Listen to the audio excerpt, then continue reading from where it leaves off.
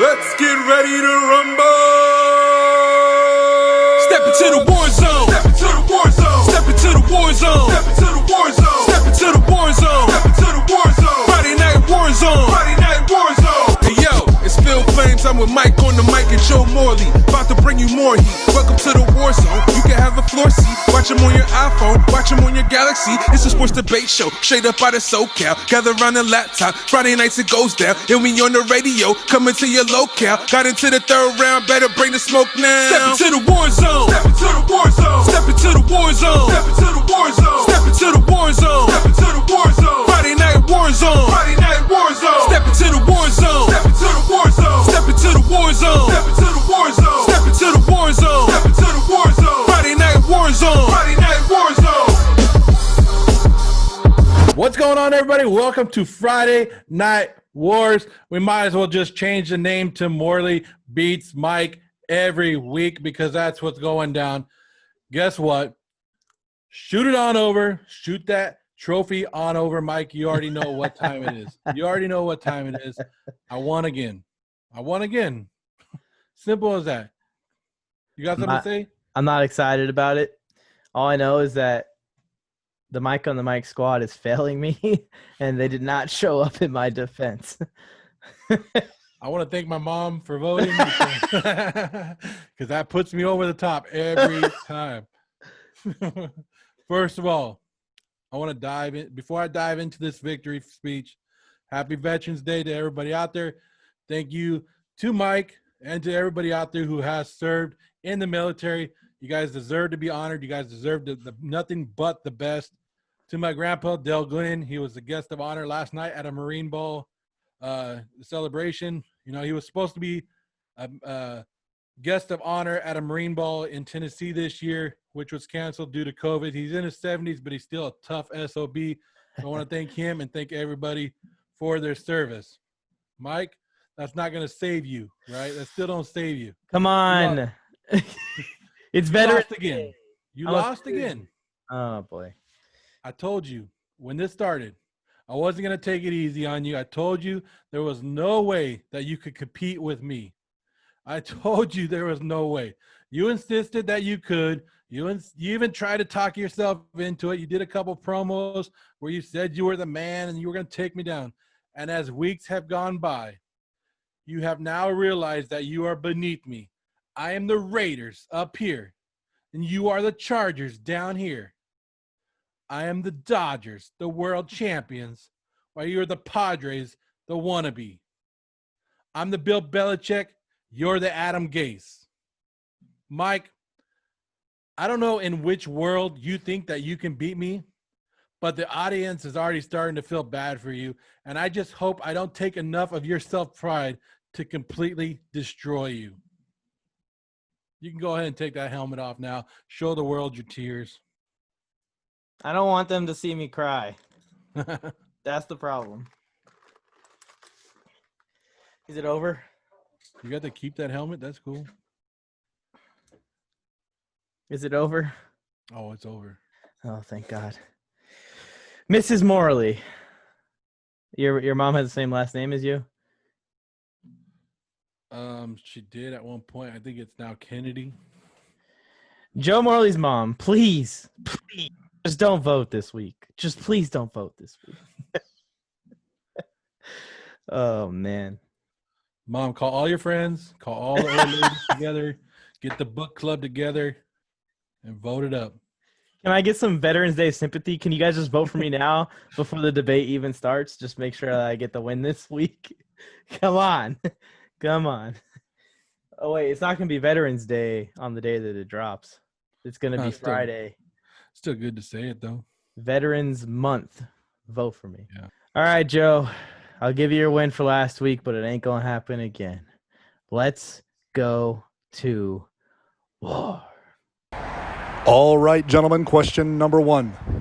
If they were to make the decision right now, who do you have as the NFL MVP? All right, Mike. You know, I've been on the record of saying that no matter what Russell Wilson does this year, the media and the voters are going to give him the MVP award. They have made it such a big deal this year that he's never received MVP votes, that they're going to overcorrect it and they're going to give him the award. Nothing against Russ. He might deserve it. But right now, I'm looking at Kyler Murray. The Arizona quarterback has done something that nobody has done ever. He's thrown for over 2,000 yards and rushed for 500 yards in 8 games. The Cardinals have already won 5 games this year to match their total from last year. Kyler Murray hasn't gotten a ton of help from the running game. You know, it doesn't help that he's throwing to DeAndre Hopkins, right? That's a big help there. But there's been games that Hopkins has been shut down and he's forced to go elsewhere, and Kyler Murray has to use his leg to gain the first down or the touchdown. Murray right now has 8 rushing touchdowns, is on pace for over 4,000 yards passing, 1,000 yards rushing, and more than likely he's going to get over the 40 total touchdown mark, right? He is in the MVP running right now. I give my MVP vote if I had one. He is in the second season of the NFL career. And Mike, the last 2 MVPs of the NFL, Mahomes and Lamar Jackson, both of them in the second season of the NFL career. History tends to repeat itself. I know you picked Kyler Murray as your guy for the MVP award. I think if we're arguing against someone that's not Russell Wilson, we have to compare them to Russell Wilson. He's kind of the favorite right now. So I'm going to go with what my thought process is right now. I did some rethinking, and there's been one more game since I did that award prediction. And now I'm going to say that Patrick Mahomes is beating Russell Wilson in the MVP race right now. While it is indeed a very close race, the 25-1 TD ratio that Patrick Mahomes boasts is unbelievable to me. To go with it, he has 2,000, almost 700 yards, 687 yards. Are you kidding me? Patty is on track for 50 touchdowns, 2 interceptions, over 5,000 yards passing.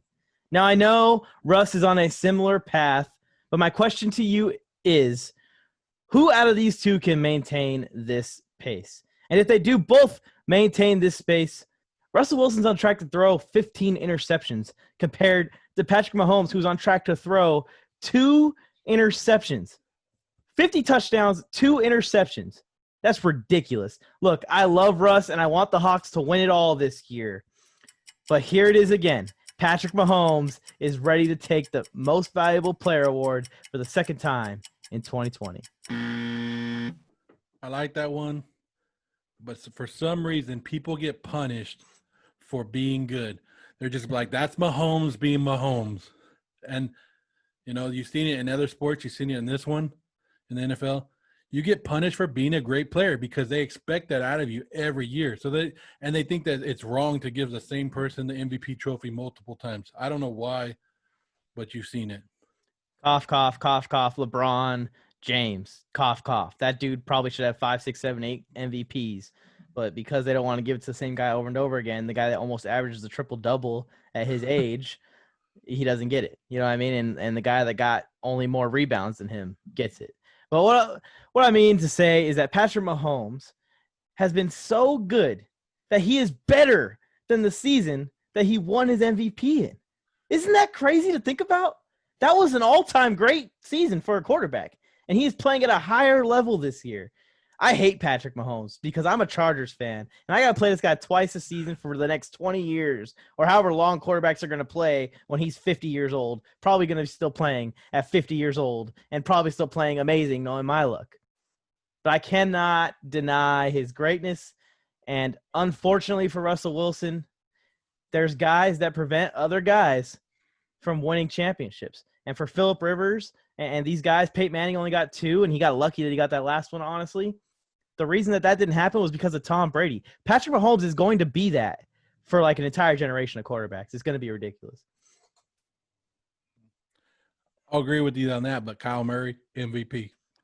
I don't think Kyler's quite there yet, but he is putting up a ridiculous season if you look at what he's doing both on the ground and through the air. It's kind of similar to Lamar's MVP season, except for I think Kyler is better through the air than Lamar by a wide margin.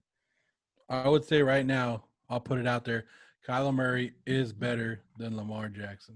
Yeah, I think we're approaching that. I still would rank Lamar higher just because of what Lamar did last year, But yeah, we're approaching that statement there. And a lot of people are roasting me because I didn't put Kyler in my top 10. And that was just because I want to see a full season before I put him in the top 10 quarterbacks in the league. But it's getting harder and harder every week to keep him out of there because he's balling out. As long as Jimmy G's in your top 10, I'm good with it. No Jimmy G. No Jimmy G's. I know who you're talking to when you say that too. No Jimmy G's even in the top 15, I don't think. Maybe we could look at 20, top 20, maybe 25, top Pushing 25, top 25. All right, guys, vote in the comments who won this round, or you can hold off and wait for who won the show overall. Hop in the comments right now and let us know. We know it was me. Patrick Mahomes, come on. This dude is unbelievable. Kyler Murray's great too, but Patrick Mahomes. That's all I got to say. Okay, gentlemen, question number 2. Is it time to show the 7-2 Buffalo Bills some respect? I have one question for the viewers and for you, Joe. I know you come up with all the concepts for this show, and you set me up for failure each week, and there's a conspiracy just like in the election here on Friday Night Wars. But why do I have to be the negative Nancy of Friday Night Wars? I think it's the Chargers. They are turning me into a pessimistic person. Anyways, the Bills are 7-2, correct? Okay. So when you say the Bills deserve respect at 7-2, you are saying they are Super Bowl contenders, right? Which, as a big fan of the Bills I am, and as proud of the Bills I am, because they made me look good when I said the Patriots were going to suck and the Bills were going to win the AFC East. They are not Super Bowl contenders right now. So I'm not going to respect the Bills, because if you have a 7-2 record and you're demanding respect, you are asking to be considered Super Bowl contenders. Super Bowl contending teams can do it in more than just one way. If Patrick Mahomes has a bad game, the run game and the O-line can help them get that win. If Big Ben goes out and stinks it up like he did versus Baltimore and Dallas, the defense can bail him out and still win those games. If Seattle can't stop a toddler from running the score up, the offense just scores more. If Drew Brees struggles in the NFC title game, they can go to Alvin Kamara, or they can run a slant to slant boy. Point is, the Buffalo Bills are 100% reliant on the play of Josh Allen. If Allen goes for 4 touchdowns, 400 yards, the Bills are going to win. If he does anything less than that, they're going to lose. That is not a Super Bowl contending team. At 7-2, demanding respect is demanding that you are a serious Super Bowl contender, and the Bills just aren't quite there yet. Yes. I think it is time we give respect to the Buffalo Bills. We don't have to give full respect, but we have to give a little bit of respect because it was earned. They were completely destroyed by the Titans earlier this season, and that made a lot of people, including myself, doubt them. Their running game is a big if, but I'm liking what I'm starting to see in Zach Moss.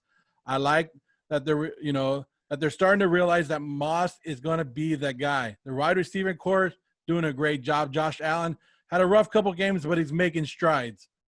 The thing that held me down at first on the Buffalo Bills to not give them the respect was their defense. That defense wasn't playing up to par, but it's starting to kick into another gear. The Bills just destroyed the Seattle Seahawks. They were hitting Russell Wilson hard and often. They have wins over the Raiders, the Dolphins, the Rams, and the Seahawks, which are all playing good football this season. All of those teams are over 500. So I think respect them because they are 7-2 in the NFL, which isn't easy. It's not an easy accomplishment to go to 7-2 for anybody. Buffalo Bills can basically win the next two or three more games the rest of the way and make the playoffs.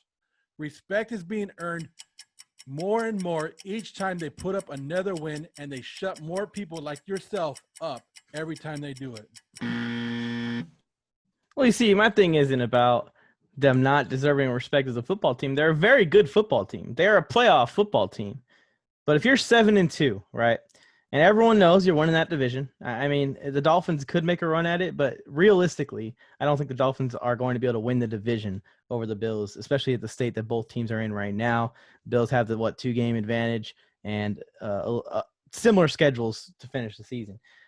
What I'm saying is at 7-2, if you're demanding respect, you're asking that you're a Super Bowl contender. And if I'm looking at the Chiefs, I'm looking at the Steelers, and I'm looking at the Ravens, they're a tier above the Bills. The Bills aren't quite there yet. Well, we'll find out because the Bills do play the Steelers. Do you think the Bills can beat the Ravens? I do. I think they can. Like I said, if Josh Allen throws for 4 touchdowns and 400 yards like he did last week against the Seahawks, then I think he can. They hung in good with the Chiefs. I think it was 26-17 or something like that. I think they have enough. And the good thing about being 7-2 is you now have time to work on the stuff that's going to haunt you in the playoffs. But what we talked about this before, what wins playoff football? Running games and defenses. So if they can get the running game going, I think they'll be forced, and then maybe they can make a Super Bowl run. Yeah, we're gonna have to agree to disagree on this one because I really like. I'm high on the Bills too. I like the Bills to win that division. I've been saying it since. I mean, you've been listening since day one that the Bills were going to win a division. The Patriots weren't going to do anything. But when you look at the division and you look at the opponents that they got to play in that division, I don't see anyone that's testing the Bills too much. I know there's a couple of regular season games, like you said, where they're going to play the Steelers. They play the Chiefs. We kind of get a picture. Seahawks game, they played very well against the Seahawks. But like I said, I need to see more than just Josh Allen throwing for 400 yards, 4 touchdowns in a win. I need to see 100 yards rushing. You know what I mean? The defense has kicked on, and they did very well against Seattle. It was a great game plan from the defense coordinator and coaching staff. But like I said, I just need to see more than just Josh Allen bombing it to Stephon Diggs and Cole Beasley and John Brown. That receiving core is super underrated, in my opinion, to take them up to that next level from playoff team to Super Bowl contender to me. See, the Raiders beat the Chiefs. The Chiefs beat the Bills, but the Bills beat the Raiders, making the Bills the best team in the NFL. I'm putting my helmet back on. I don't know how it works, but there it is. Boom. All right, guys. You hear the nonsense that he just said, guys? Vote for me. Pick me. I am desperate for wins at this point. Let's move on to the next round. Okay, gentlemen, now it is time to play a game. A game called Pair a Potential New Head Coach to a New NFL Team. You know what? I'm going to go with somebody who's probably under the radar right now because the season that the team is having, isn't up to par right now. Last season, he probably would have been a head coach, but he didn't go that way. I'm going to go with San Francisco defensive coordinator Robert Slay. I think he would be a perfect fit in Houston. I'm going with the Houston Texans. I think he's a defensive guy, and he comes in, and he already has a good offense in place. He isn't looking for a quarterback. He isn't looking for a left tackle. He could sell J.J. Watt on staying and not having to rebuild right away. I think the division is winnable for him. The defense needs work in Houston, which, hey, here he comes, right? And he could be that guy that turns it around. He can bring in a veteran offensive play caller, and, with Watson and that offensive coordinator and Watson can do their own thing on offense so he can focus on the defense. I think this is a perfect match. They tried to go the offensive route with Bill O'Brien. It didn't work out. I think Houston Texans go the defensive route this time, and they take 49er defensive coordinator Robert Slay. This is an easy one for me, Joe. Jim Harbaugh to the Chargers. And here is why. We have everything that he was trying to build in San Fran with Colin Kaepernick. The Chargers, when healthy, have a damn good defense, Derwin James included. I've noticed ever since I've been posting a little bit about Derwin James that everyone forgot he even exists. A great pass rush with a strong secondary, much like what he was building with the Niners. The Chargers have an amazing wide receiver core. Keenan Allen and Mike Williams, perfect 1-2 punch together. You got your jump ball guy, Mike Williams, and you got your security receiver in Keenan Allen. Solid tight end in Henry. Hopefully we can franchise tag him. But if you think about the buildings, the comparison to the 49ers, Vernon Davis, Hunter Henry. Then you add to it the running back group that we have with the grinder that Austin Eckler is. He's a workhorse, a bell cow. He can do it all. Sound familiar, Frank Gore, maybe? What do you think? All built around a budding star young quarterback. It sounds like this is exactly what Harbaugh was starting in San Francisco when basically his entire team retired. Is pretty much what happened with Patrick Willis and a couple of other pass rushers. And then one thing led to another, and they just fell apart. This Harbaugh could finish business. Harbaugh could realistically step in and turn this team around in one season and be the coach for up to 10 years. The Chargers are a historically bad franchise. This would be a great move for them and a great move for Harbaugh. Bring some excitement to the team. Gain some fans, hopefully. I'm tired of being one of 10. And let's get things going with Justin Herbert and Jim Harbaugh. I think the fans of Michigan would be ecstatic for that move. They would thank the Chargers and probably do a GoFundMe to pay for his salary in Los Angeles to get him out of Michigan.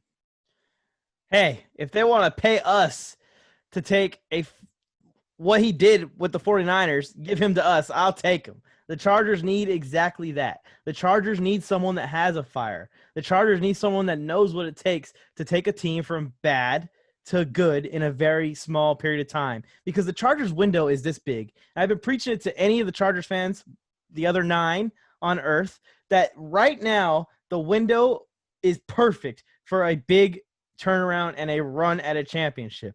We have a rookie quarterback on a rookie contract who is good enough to do it, in my opinion, with a star-studded cast around him, all under contract for the next 2 to 3 years at least.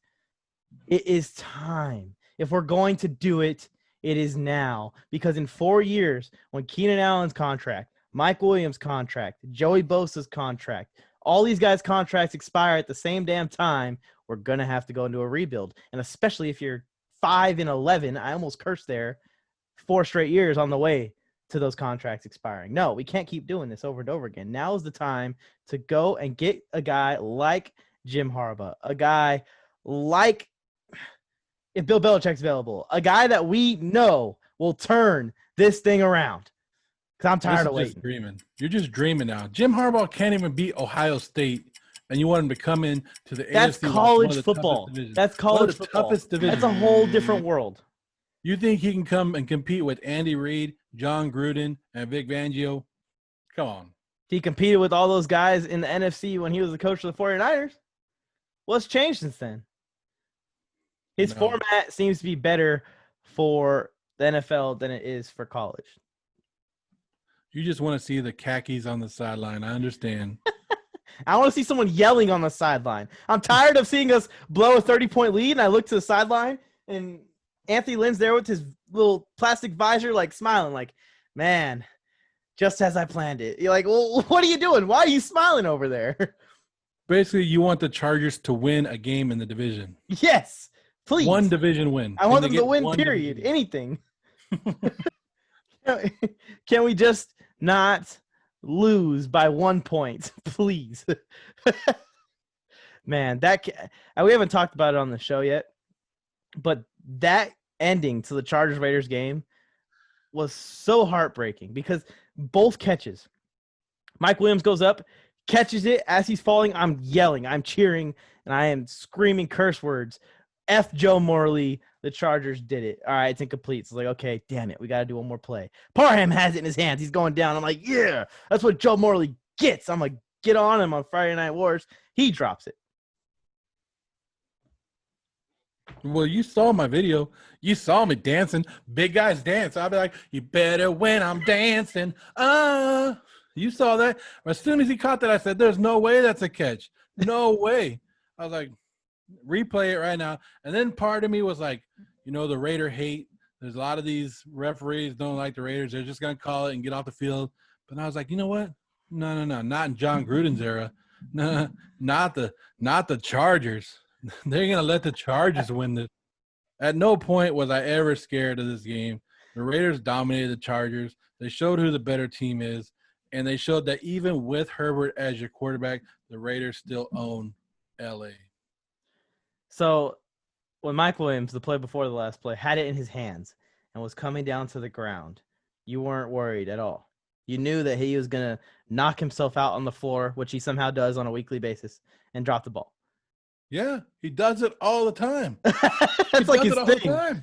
He's amazing at going up and getting balls like that. But the problem is every time he comes to the ground, he gets injured. Every time. It doesn't matter. Practice, in the game, he's on the ground. Okay, and then when Parham, the big tight end, like just absolutely manhandled your defensive back, the first play, like when it was live, there was no way to tell that he dropped it. So going through your head was, he didn't catch that. To me, yeah, he didn't. No, he never caught that. I'm a Raider fan. Just because it's the Chargers, there's no way he caught that. One, you should have went to Keenan Allen. You have Keenan Allen on your team, and you don't go to him. You go to a third-string tight end on the with the Well, on the line. I think that everyone and their mothers knew that we probably were going to Keenan Allen, and I think it was an okay play call. I very rarely agree. Did it get you that win? No. Did it should get have. you? It was a crappy play call. If the dude had better grip, if it was me, I would have caught it. If he had a better grip like me, then it would have been better. So you want some stick 'em back so you can get it, catch it. Oh, that would have been it. He should have sprayed his gloves before the play. Yeah, I mean you got to cheat to win, right? That's what the Raiders do. Man. Anyways, I was just looking at the bright side. Our rookie quarterback basically led us to a game-winning drive. He took the lead with 0 seconds left on the clock, and we still lost, but he took the lead. So if the Chargers are playing horseshoes, you probably could have won. But Yeah. in the game of NFL, almost doesn't cut it. That Raiders got the win, and the Chargers now have, 2 wins on the season? It's horseshoes and hand grenades for the Chargers. So close, but don't count. Hey, better luck next year, Chargers. Better luck next year. All right, let's close the show out. We bantered enough about our teams. I hope you guys enjoyed it this week. It was a lot of fun going back and forth with Joe. I won. I feel like I won this week. I really feel good about this one. Look, you could say whatever you want, but the votes show. And we can recount them as many times as you want, but it's always going to lean this way. Yeah, I'll just accept my loss. I will concede to you, Joe, that you have a 1 trophy advantage over me, but it's not going to last very long. As we speak, people are jumping in those comments and typing in MIKE rules. Joe Morley sucks. Look, they're piling up above my head. Look at these trophies piling up. They're good in there. This is what you're gonna do next week. Just open up like this, bow down to me, just like, Joe Morley, you're the best, you're the man. I'm just here. I can't go down 3-1. That's all I know. I cannot go down 3-1. All righty. Happy Veterans Day, everyone. To people that served with me, people that served before me, and people that are going to serve after me. Always remember, everyone around the world, military or not, that when you're talking sports talk or sports debates, you never know when you're going to have to go to war. War. What is up, Friday Night Wars Army? Did you enjoy the battle? Did you enjoy the war? Did you enjoy the show? I'm glad to hear that. Before you do anything else, before you leave and you miss episode 2, hit the subscribe button below so that way you are aware of every single episode that we put out. We're going to be doing this every Friday. Also, if you're wondering how to vote for who won the show, just drop a comment in these comments. It's the easiest way to do it. Put round 1, 2, 3, and whoever won each round, best 2 out of 3, is going to win the show for this week. Another way to vote, or another way to get more content from us, is to head over to our Instagram platforms that we have in place right now. You can head over to our network page at The Ryan Show Sports, again, at The Ryan Show Sports, or you can head over to each of our individual podcast pages at Joe Morley Sports and at Mike on the Mike Pod. You can also DM us there. There'll be polls up to see who won this battle, who won the first ever Friday Night War.